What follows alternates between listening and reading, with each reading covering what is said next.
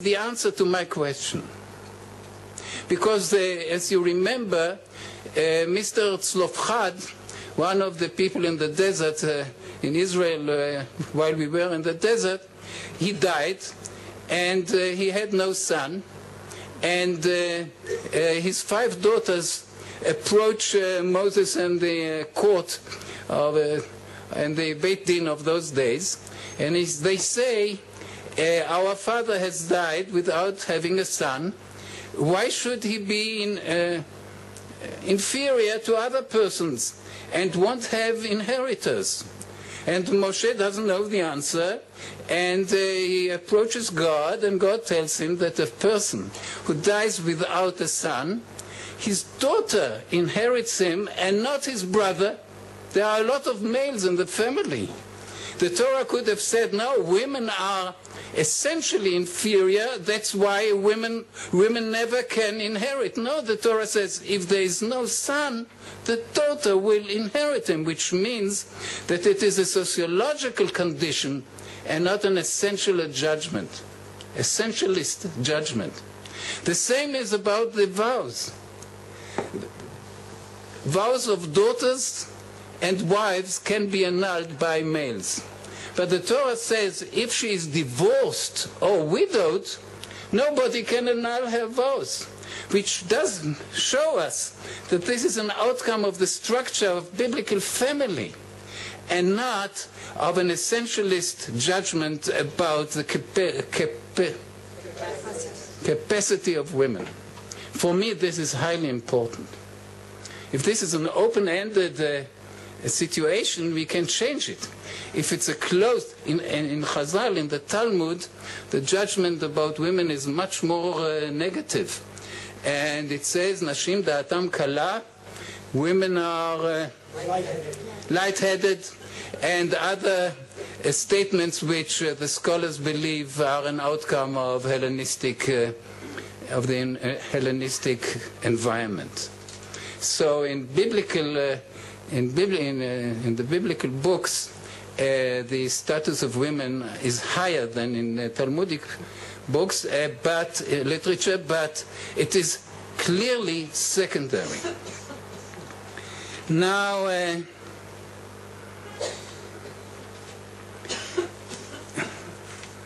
as you remember, when Adam and Eve sinned in Gan Eden, they were punished for eating the fruit of the tree of knowledge.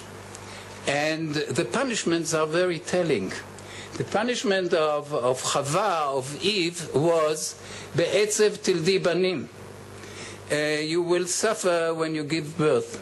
And the punishment of Adam was Beze'at apecha tochal lechem, with the sweat of your brow.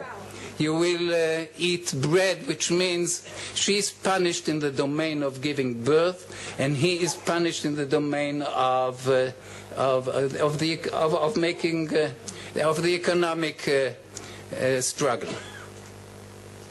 Which means that in biblical eyes, men are destined to work, and women are destined to work outside in the fields.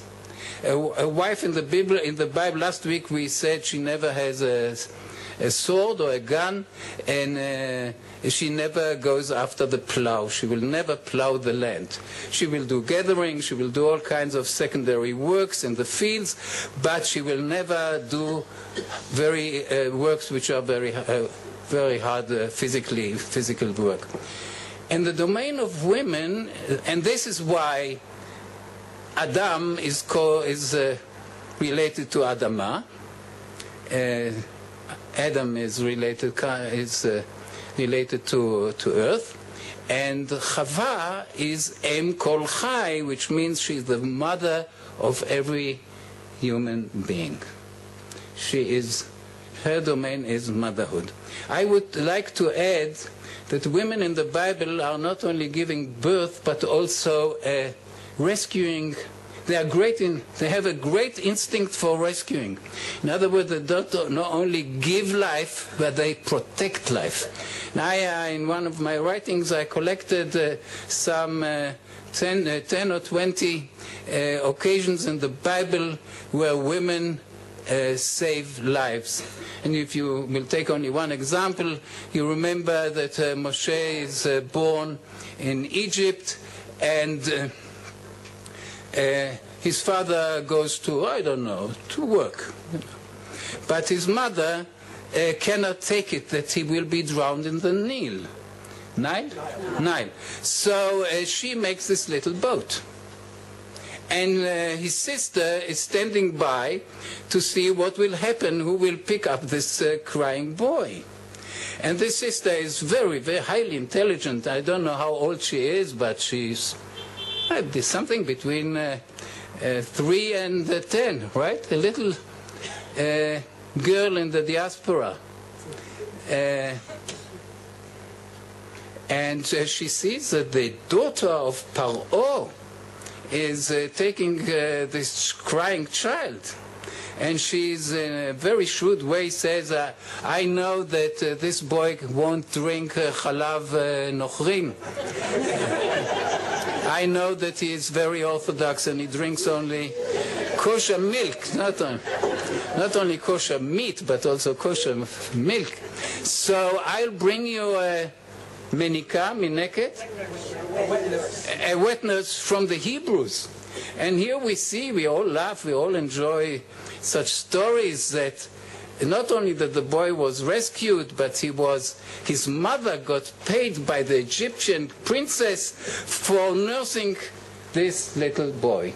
So he is saved by his mother, by his sister, by the daughter of Pharaoh, and eventually he is also rescued by his wife Tzipporah. You remember when they come back to Egypt, and he's almost killed by an angel of God, and she knows that it is because of Brit Milah. So the life of the great Savior of Israel is actually saved 4 times by women. So this tells you that there is, in a way, division of labor in the Bible. Whatever pertains to birth and to the rescue of life is the domain of women, and it is a great compliment for a man that in these areas he follows his wife, like Mr. Manoah. Vayelech Manoah acharei ishto is actually a heading for all what I said before, and you remember that Sarah demands of Abraham that he will send away Hagar, and Abraham loves Hagar very much, and he loves his son Ishmael too, and he doesn't want to comply, and God says, Vayomer Hashem el Abraham, Kol asher tomar lecha Sarah shma bekola. Whatever Sarah is telling you, you have to comply. Please don't take this as a slogan for the status of women in the Bible. It means only in the domain of children, of children and education. Abraham, you have to comply to what she says. But it doesn't mean that the whole patriarchal structure of family is overthrown. No. This is very important to understand this in context. So in the stories of miraculous birth, like our story, or the stories of miraculous rescue of children or of men, women have clearly the upper hand. And you cannot understand our story without this background. In this story, Manoah is an average person, not a great hero. The real heroine of our story is his nameless wife. And this tells us really, I mean truly, that the patriarchal approach of the Bible is a very soft one. It's not a radical approach to the status of women. It is a soft patriarchalism, whatever you say, which means that it has very soft boundaries, and it is not dogmatic. and a biblical narrator and a biblical reader could take it, that Manoah is, the picture of Manoah is, mildly said, he's really a follower. How do you say?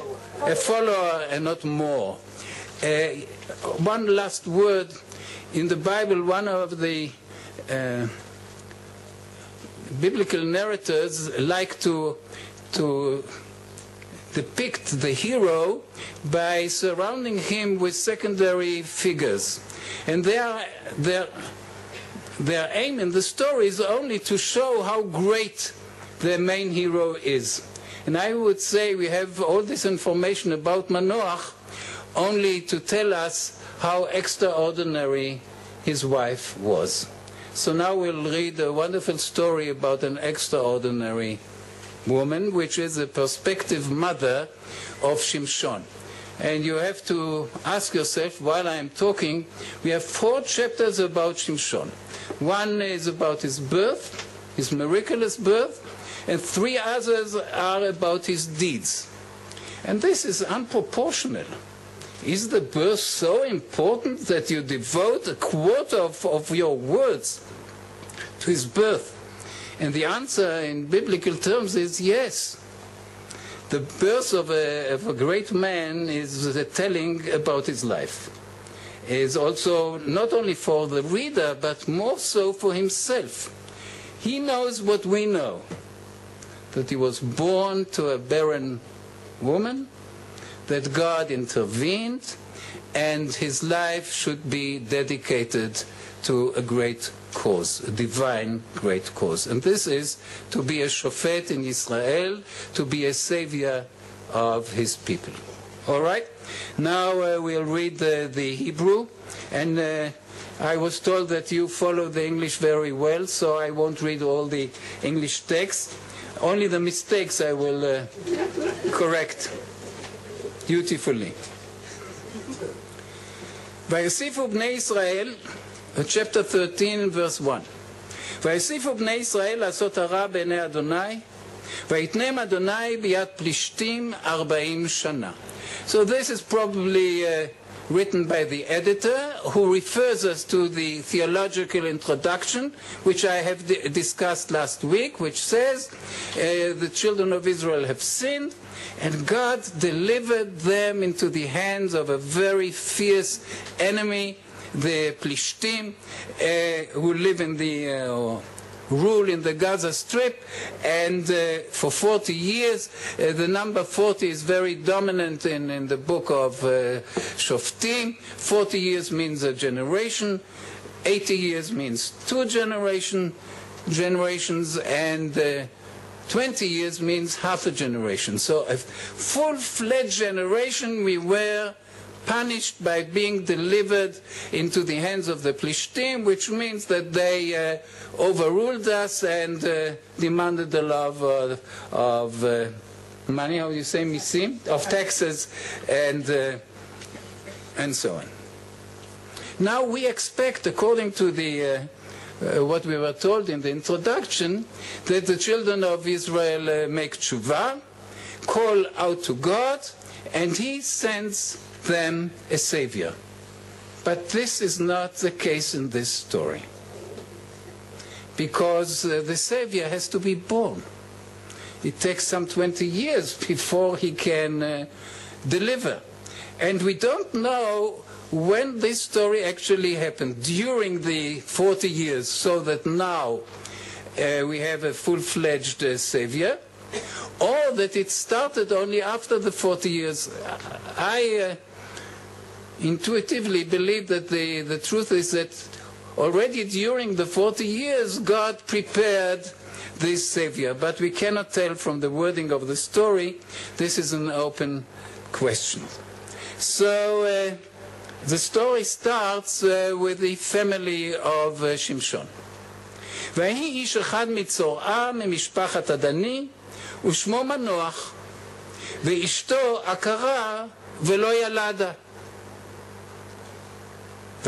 וירא מלאך אדוני אל האישה, ויאמר אליה, הננה את עקרה ולא ילדת, והרית וילדת בן. ואתה הישמרינה ואל תשתי יין ושכר, ואל תאכלי כל טמא, כי הנך הרה ויולדת בן, ומורה לא יעלה על ראשו. כי נזיר אלוהים יהיה הנער מן הבטן, והוא יחל להושיע את ישראל מיד פלישתים. So we have a family with and then the hero is called Manoah, and his wife, nameless wife, is not named, and she is barren, and it says barren, and she did not deliver a child. How does he say in English? His wife was barren and had borne no children. From this repetition, this is stressed. We understand that this is a story about childbirth. And now it's very